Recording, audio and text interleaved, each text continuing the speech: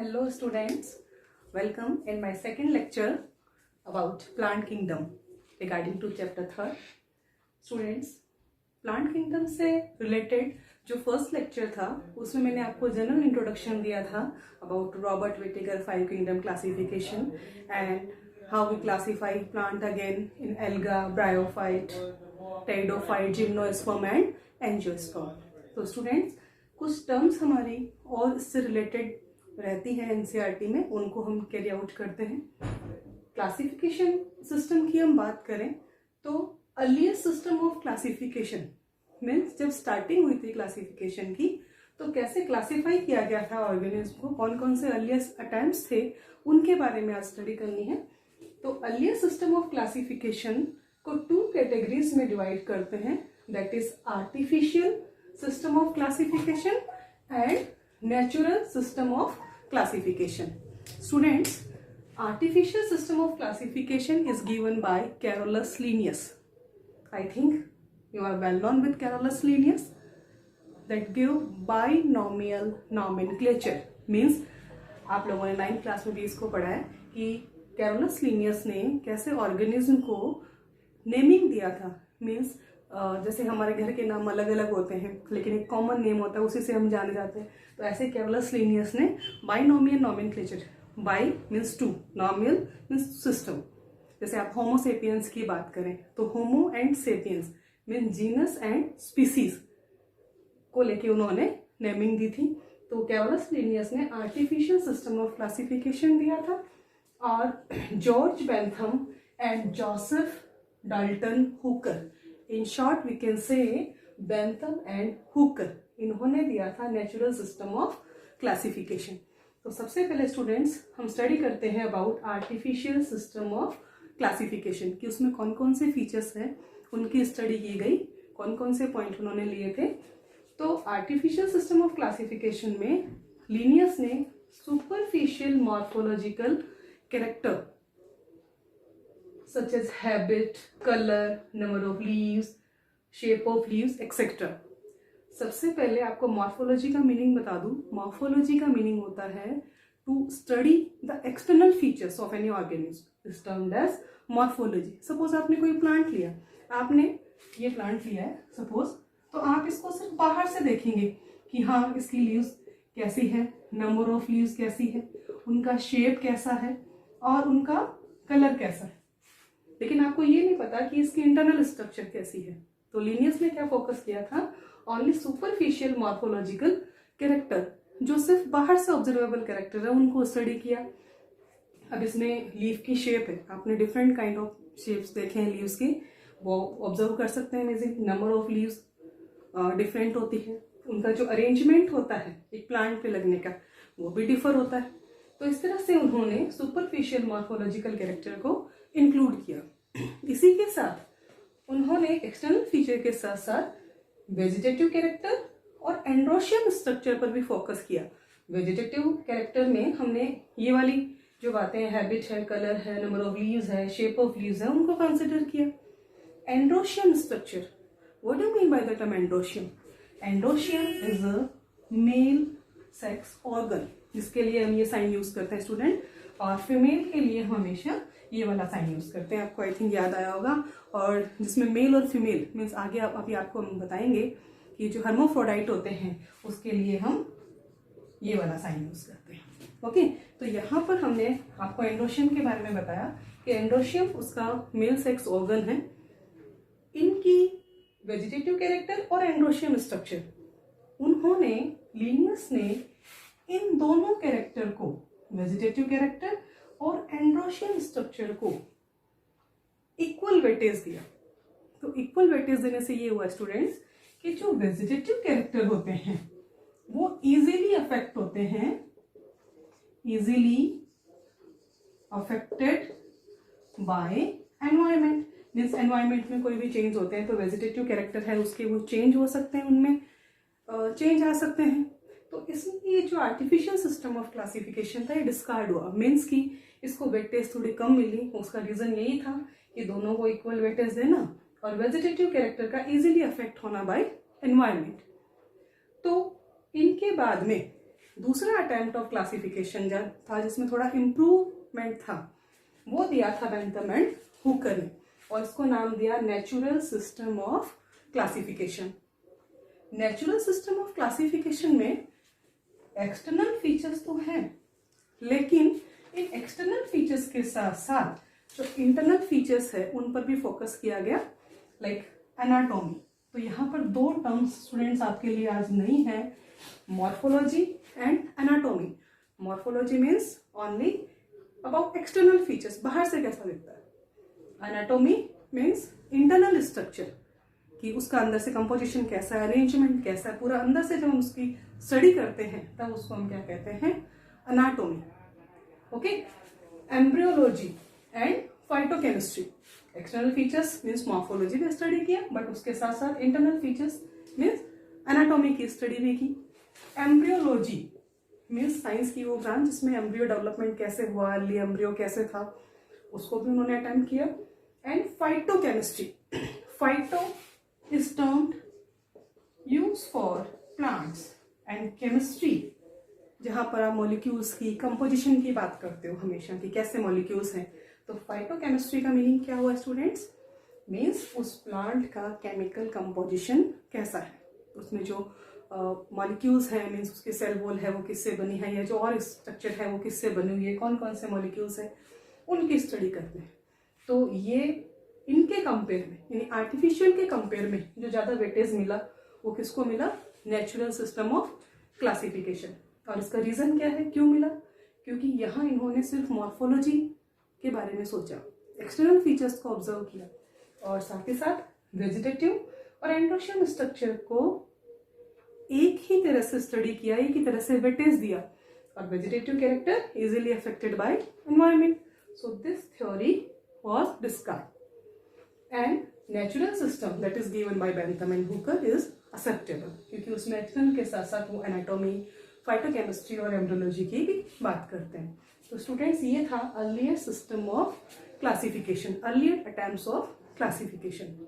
अब alga start करने से पहले हमारे पास कुछ टॉपिक्स और हैं कि अभी प्रेजेंट में हम कौन सा सिस्टम है वो मोर एक्सेप्टेबल है, और ये जो इतने सारे कैरेक्टर्स हैं इनके स्टडी करने के लिए क्या इजी वे होता है। प्लांट्स में नंबर ऑफ क्रोमोसोम्स है, उनका बिहेव है, उनकी स्ट्रक्चर है, उसको किस में इंक्लूड करेंगे। इसके लिए हम नेक्स्ट टॉपिक पे चलते हैं। अनदर टर्म्स हम देंगे प्लांट किंगडम में।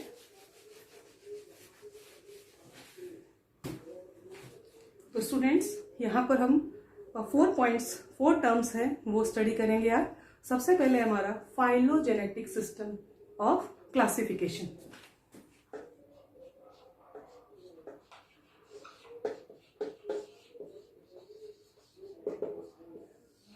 फाइलोजेनेटिक सिस्टम, फाइलोजेनेटिक सिस्टम का मीनिंग क्लियर कर दूं स्टूडेंट्स आपको पहले मैं।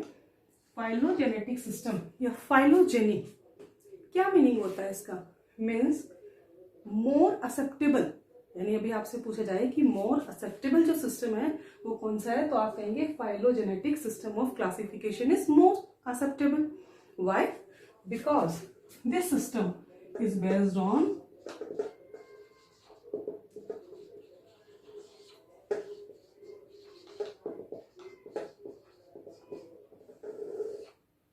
Evolutionary relationship. इस टर्म का मीनिंग ये होता है स्टूडेंट्स कि बहुत सारे ऑर्गेनिज्म हैं, हम कहीं ना कहीं से अराइज हुए हैं, इवॉल्व हुए हैं, थोड़ा बहुत आपको इवोल्यूशन के बारे में पता है। तो जितने भी आप ऑर्गेनिज्म देखते हो एक सिंगल टेक्सा में, मीन्स एक टेक्सा के जितने भी ऑर्गेनिज्म हैं, सपोज ये भी ऑर्गेनिज्म है, ये भी ऑर्गेनिज्म है, तो belong to common ancestor, means इनका जो एंसेस्टर होगा वो क्या होगा, कॉमन होगा। जैसे हम हमारी बात करें, होमोसेपियंस और मंकी की आप बात करते हो, ठीक है, हम और मंकी एक स्पीसीज नहीं है, हम क्लोजली रिलेटेड स्पीसीज हैं। हमारे जो एंशियंस थे, मीन्स हमारे जो पूर्वज थे, एंसेस्टर थे, वो कॉमन थे, बट धीरे धीरे क्या हुआ कि हम इवॉल्व होते गए, हमारे अंदर चेंज आते गए। मंकी है वो हमसे थोड़ा सा पीछे रह गए, हम उनसे थोड़ा सा आगे आ गए, हमारे और अंदर उनके चेंज आ गए। तो फाइलोजेनी क्या करती है, कि जो ऑर्गेनिज्म का रिलेशनशिप होता है, इवोल्यूशनरी रिलेशनशिप होता है, उनकी स्टडी करती है। सपोज पहले से आज तक जो एक होमोसेपियंस इवोल्व हुआ है, वो जिनसे इवोल्व हुआ था और आज जो होमोसेपियंस है उनकी डीएनए स्ट्रक्चर में कितना चेंज आ गया है, तो ये सब स्टडी होती है, इसलिए इसको सबसे ज़्यादा वेटेज मिलता है। ओके, अब बात आती है कि इवोल्यूशन की जब हम बात करते हैं तो इवोल्यूशन को सपोर्ट कौन करता है? इवोल्यूशन को मेनली सपोर्ट करते हैं फॉसिल्स। स्टूडेंट्स, आप फॉसिल्स के बारे में सभी जानते हो कि dead remains of plants and animals, means plant और एनिमल बहुत साल पहले ये डिबोरेट हो गए, तो उनके ऊपर सॉइल की लेयर्स आ जाती है, और जब वहाँ पर डिगिंग होती है, बहुत टाइम बाद आप उसको जब खोदते हो तो वहाँ पर आपको उनको ट्रेसेस मिलते हैं, और इन ट्रेसेस के बिहाफ पे हम ये बताते हैं कि हाँ ये इतने साल पुराना था, या जो अभी प्रेजेंट में ऑर्गेनिज्म है उसका ये एंसेस्टर था, तो उसको हम क्या कहते हैं? फॉसिल्स। अब एक प्रॉब्लम हमारे सामने आती है, सपोज हमारे पास इवोल्यूशन की स्टडी के लिए फॉसिल्स प्रेजेंट ही नहीं है, तो हम क्या करें? हमें डिफरेंट काइंड ऑफ सोर्स की नीड होगी, हम अनदर सोर्स की तरफ मूव कर जाएंगे यदि हमारे पास फॉसिल्स नहीं है तो। और जो अनदर सोर्स है उसमें आप किसको स्टडी करेंगे? Anatomy and embryology. एनाटॉमी का मीनिंग आई थिंक आपको क्लियर है, to study about internal structure. Embryology means branch of science that deal with the structure of embryo, कैसे एम्ब्रियो थे, कैसे हम इवॉल्व हुए। तो स्टूडेंट, ये एक फर्स्ट टर्म थी फाइलोजेनेटिक सिस्टम ऑफ क्लासिफिकेशन, इसका रिव्यू देखिए। Means the study about evolutionary relationship, कि जितने भी ऑर्गेनिज्म प्रेजेंट हैं वो कैसे एक दूसरे से रिलेट है। एक टैक्सा में जो मेंबर हैं, जितने भी मेंबर प्रेजेंट है उनका एंसेस्टर कॉमन है, कैसे वो इवॉल्व हुए हैं। हमें सपोर्ट कौन करता है? फॉसिल्स। बट फॉसिल्स नहीं है तो हमें अनदर सोर्स की तरफ जाना होगा, that is anatomy and embryology. तो ये था हमारा phylogenetic system of classification. Next आइए आप न्यूमेरिकल टैक्सोनॉमी। अगला जो पॉइंट पढ़ेंगे हम वो होगा न्यूमेरिकल टैक्सोनॉमी।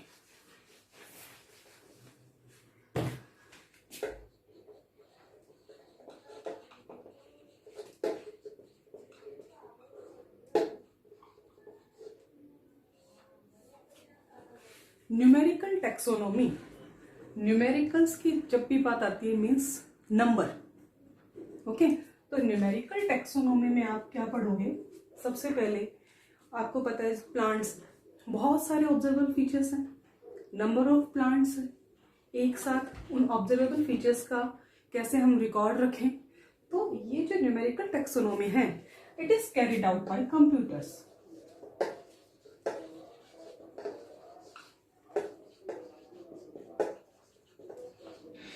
यानी जब बहुत सारा डाटा इकट्ठा हो जाता है, आप उसका अपनी नोटबुक में रिकॉर्ड नहीं रख सकते, आप कंप्यूटर में सेव कर देते हो। वैसे यहाँ पर numerical taxonomy is carried out by computers. Computer से कैरिड आउट करेंगे हम इसको, और कैसे करेंगे? किस पर बेस्ड होती है ये? Based on numbers. Numerical taxonomy is based on numbers. और नंबर किसका स्टूडेंट? प्लांट्स का, कि प्लांट्स के ना बहुत सारे कैरेक्टर्स हैं, ठीक है। जैसे उसकी लीफ का नंबर कितना है, उसका शेप कैसा है, प्लांट की हाइट कैसी है, उसका कलर कैसा है, उसका केमिकल कंपोजिशन कैसा है। अब सपोज आपके पास बहुत सारे प्लांट हैं, उनके पास शेप ऑफ लीव्स डिफरेंट है, नंबर ऑफ लीव्स डिफरेंट है। एक आप दो प्लांट की भी स्टडी कीजिए, ये नहीं है कि उनके पास नंबर ऑफ लीव्स इक्वल होगा या शेप ऑफ लीव्स है ना वो हमेशा इक्वल होगा। उसके बाद कलर की बात करें वो भी डिफर होगा, हाइट की बात करें वो भी डिफर होगी। तो हम क्या करते हैं, जितने भी ऑब्जर्वेबल फीचर्स होते हैं जिनको हम ऑब्जर्व कर सकते हैं वो बहुत सारे हैं हमारे पास, तो हम क्या कर सकते जाते हैं, उनको नंबर देते जाते हैं, गिविंग नंबर्स। आपने उनको नंबर्स दे दिए बहुत सारे, और इन नंबर्स का आप क्या करते हैं, कंप्यूटर में रिकॉर्ड रखते हैं। मीन्स आपने एक शीट बना ली, यहाँ पर ये शीट बना लिया आपने, 1 से लेकर 100 तक जितने भी नंबर आपने दे दिए, और यहाँ पर उसके कैरेक्टर बता दिए। ओके, ये आपका कंप्यूटर में डाटा सेव हो गया। About observable features of many plants, number of plants. अब क्या होगा स्टूडेंट, सपोज प्रेजेंट ईरा में अभी कोई नया प्लांट इवोल्व हुआ, न्यू प्लांट आया, आपको ये पता लगाना है ये न्यू प्लांट कहाँ से इवोल्व हुआ, इसका एंसेस्टर कौन था। तो हम इसके फीचर्स को यहाँ से मैच करेंगे, यहाँ पे जो हमने फीचर्स लिखे हैं उनसे मैच करने की कोशिश करेंगे। सपोज वो मैच हो जाते हैं, इट मीन्स कि ये न्यू प्लांट है, कहीं ना कहीं से बिलोंग करता है, इनके एंसेस्टर ये है।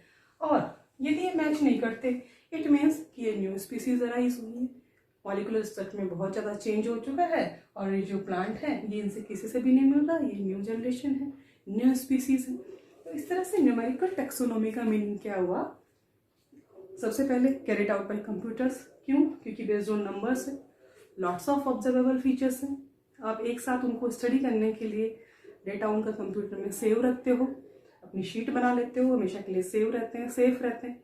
न्यू प्लांट्स आते जाते हैं, आप मैच करते जाते हैं, मैच कर गया इट मीन्स कि यहीं से कोई उनका एंसेस्टर आया, और नहीं मैच हुआ it means it's a new variety, new plants. और सभी फीचर्स को यहाँ पर इक्वल वेटेज मिलती है। ओके, तो ये था about numerical taxonomy.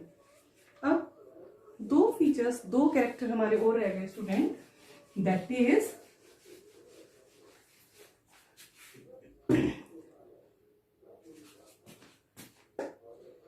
Cytotaxonomy. Cyto means about cell and cytotaxonomy means study about chromosomes.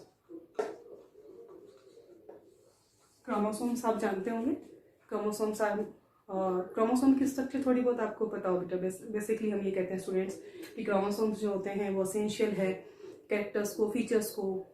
वैसे तो जीन्स कैरी आउट करते हैं, but fractional segment of chromosomes is known as genes. और इसका डिटेल स्ट्रक्चर जब आप अगले टॉपिक पे जाएंगे, जब सेल वाला चैप्टर आएगा तो वो डिटेल में बताएंगे।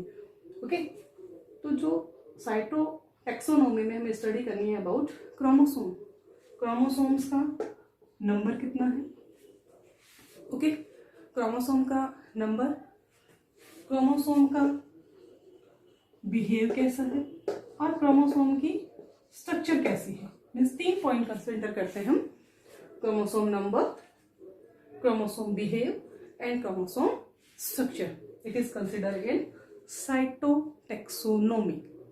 ओके, अब उनका नंबर आपको पता है, हर स्पीसीज में क्रोमोसोम्स का नंबर डिफरेंट होता है। जैसे आपको ह्यूमन बीइंग के number of chromosome I think पता है कितने क्रोमोसोम होते हैं, तो हम कहते हैं ह्यूमन बीइंग में जो क्रोमोसोम है वो होते हैं 23 पेयर, मीन्स टोटल हम कहें तो 46 नंबर ऑफ क्रोमोसोम। बिहेव भी अलग होता है, स्ट्रक्चर भी अलग होती है।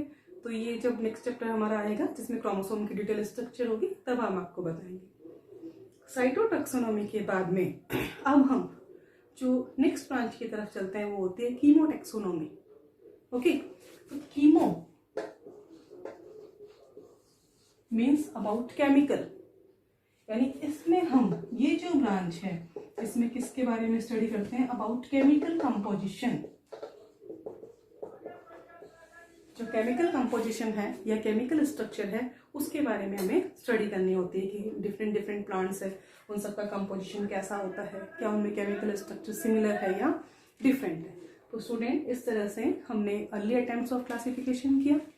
उसके बाद में हमने जो अर्ली अटेम्प्ट्स ऑफ क्लासिफिकेशन के बाद हमारा नया अगला टॉपिक होता है कि phylogenetic system of classification, numerical taxonomy, cytotaxonomy and chemotaxonomy. उनके बारे में आपको डिटेल में बताया। आई होप आपको ये लेक्चर पसंद आया होगा और टॉपिक समझ में आया होगा। जो मेरा नेक्स्ट लेक्चर होगा स्टूडेंट्स, उसमें हम अब हमारा जो प्लांट किंगडम का स्टार्टिंग है वो करेंगे और we will start plant kingdom with algae. Okay, thanks.